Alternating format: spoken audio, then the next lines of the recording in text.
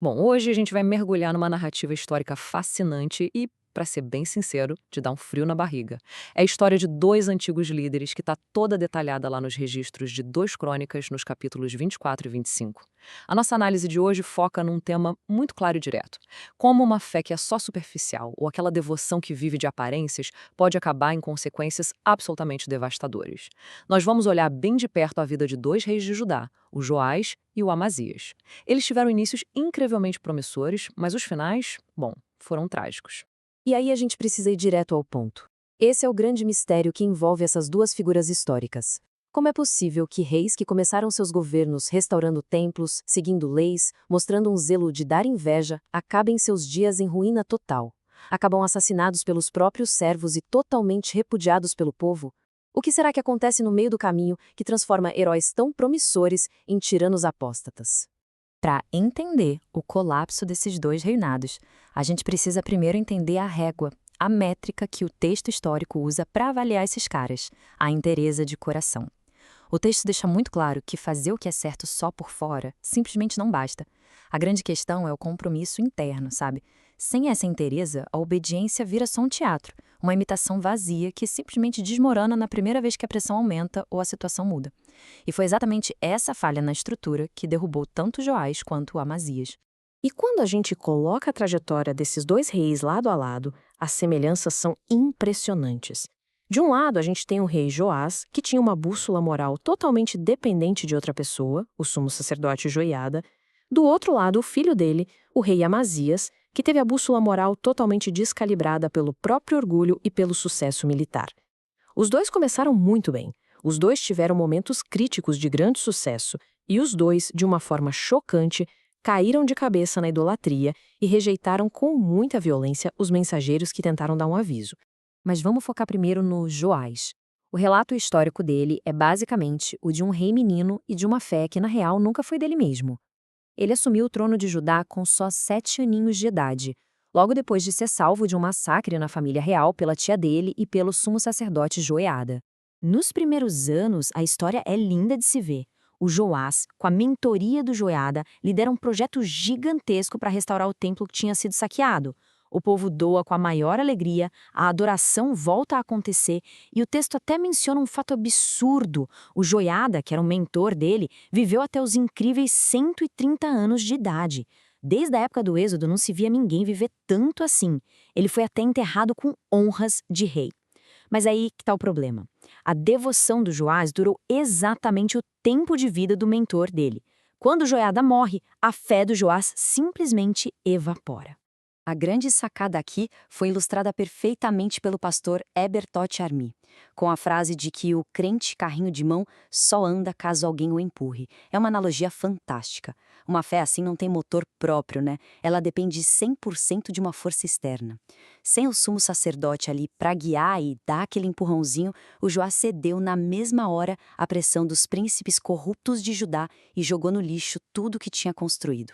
E isso leva a gente direto para um dos momentos mais sombrios do reinado dele. Abandonar as leis sagradas sempre traz consequências, e alguns profetas foram enviados para dar um toque no rei. Um desses profetas foi o Zacarias. E adivinha quem era o Zacarias? Ninguém menos que o filho do Joiada, o próprio cara que tinha salvado a vida do Joás lá atrás. Num ato de crueldade e ingratidão que beira o inacreditável, o Joás mandou apedrejar o Zacarias no pátio do templo. É uma ironia macabra. Ele matou o filho do salvador dele exatamente no mesmo complexo sagrado onde, anos antes, ele tinha sido protegido e coroado. As últimas palavras do Zacarias foram: "O Senhor o verá e o retribuirá."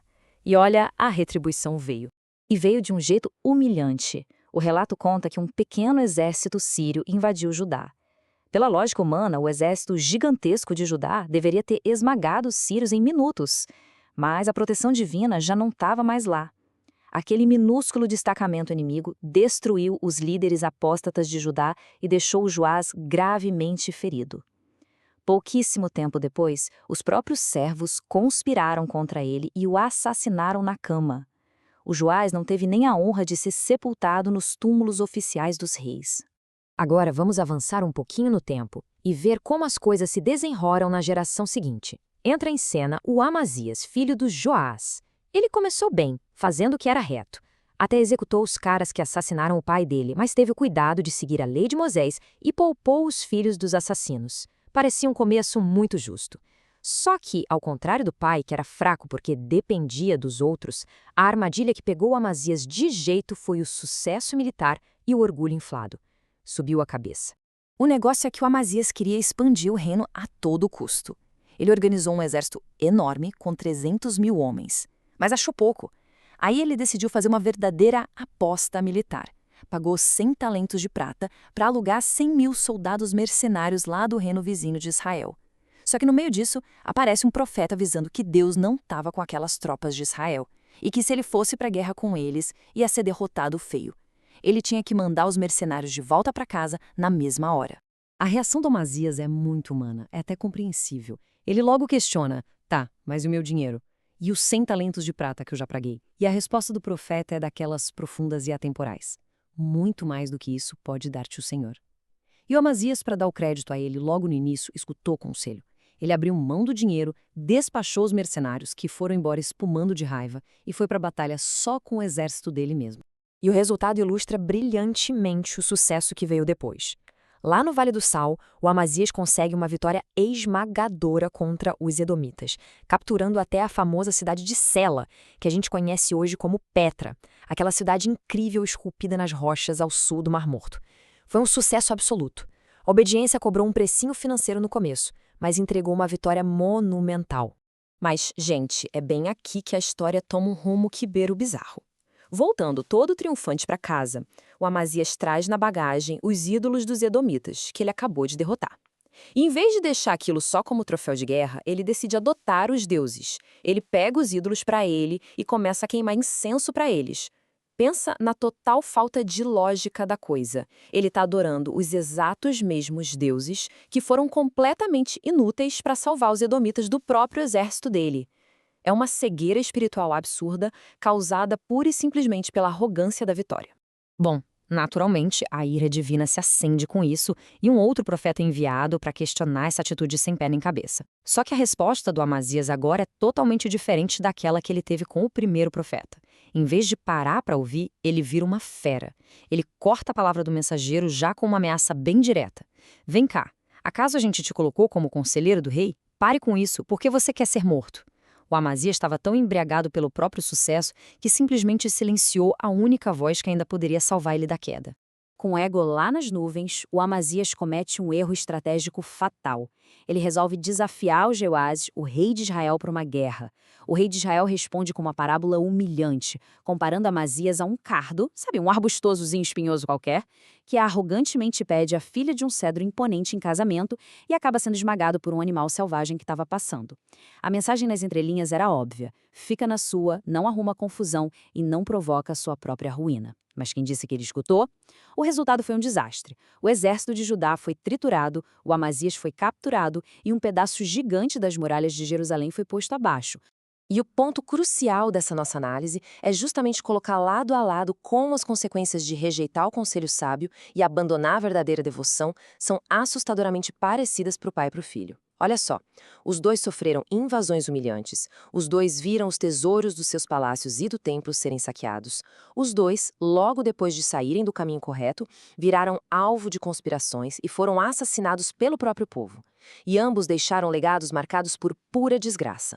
A falta de interesse de coração levou os dois para o exato mesmo fim trágico. O que acaba deixando a gente com um grande questionamento final. Quando a gente olha para essas narrativas históricas, o perigo de ter uma fundação frágil fica muito nítido. Seja vivendo na aba das convicções de outras pessoas, como fez o Joás, ou deixando a visão ficar turva pelo próprio orgulho por um sucesso passageiro, como foi com Amazias. E a reflexão que fica para todos nós é: será que a gente está construindo bases sólidas com inteireza de coração? Ou será que a gente está só empurrando um carrinho de mão que, sem dúvida nenhuma, vai parar de andar na primeira vez que a estrada ficar mais difícil? É, com certeza, algo muito profundo para se pensar.